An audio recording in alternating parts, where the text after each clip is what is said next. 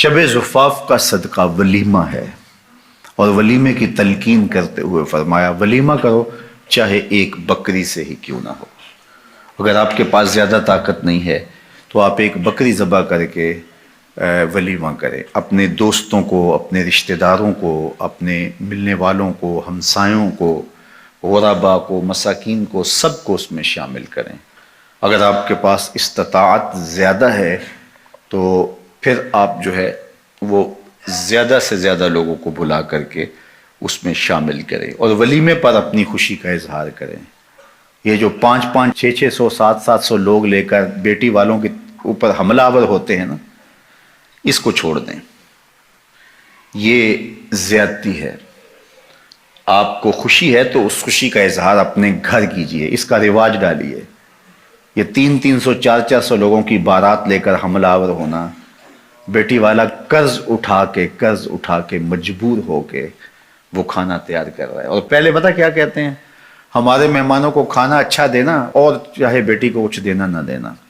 یہ ہمارے پاس بڑے اسٹیٹسفائی لوگ آئیں گے ہمارے ساتھ جو آئیں گے، کھانا بس اچھا دے دینا، یہاں سے شروع ہوتا ہے، پھر اس کے بعد کہتے ہیں یہ بھی دے دینا، یہ بھی دے دینا۔ یار جس نے بیٹی دے دی اس نے رکھا کیا؟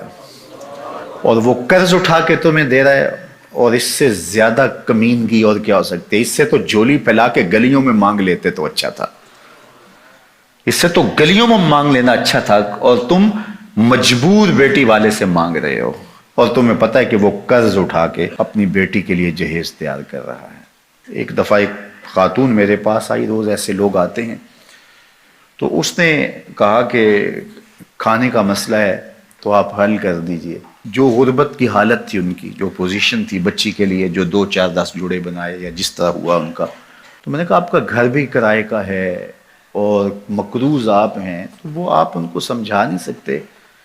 وہ کون ہیں؟ وہ آپ کو جانتے نہیں؟ تو وہ کہنے لگی وہ سکا بھائی ہے میرا جو بارات لے کے آ رہا ہے، سکا بھائی ہے، بہن کے ہاں بارات لے کے آ رہا ہے، اور بہن کرائے کے گھر میں رہتی ہے، اور بیٹی کے لیے بمشکل 2، 4 جوڑے اس نے بنائے ہیں۔ وہ کہتا ہے قرض اٹھاؤ، میرے مہمانوں کو کھانا اچھا کھلانا تم نے۔ اب اس کو کیا ہم خوشی کہیں گے؟ اس کو کیا ہم کوئی سٹیٹس کہیں گے؟ یہ سوائے بے شرمی کے اور کچھ نہیں ہے۔ اور میں سمجھتا ہوں کہ امیر تو امیر پہ ظلم کرتا ہے، یا غریب بھی غریب پہ ظلم کرتے ہیں۔ اس بہن کو بھائی کہتا کہ تیری بیٹی جوان ہے، میں آؤں گا اپنے بیٹے کو لے کر، نکاح ہوگا، 2 جوڑوں میں گھر لے جاؤں گا، میں کوشش کروں گا کہ تیری بیٹی میرے گھر میں خوش رہے اور میری جانب سے تجھے ٹھنڈی ہوا پہنچتی رہے، تیرا 1 روپیہ بھی نہیں لگنے دوں گا، مجھے چائے پلا دینا، بس اتنا ہی کافی ہوگا، تو میری بہن ہے، میرے باپ کی بیٹی ہے، میرا خون ہے۔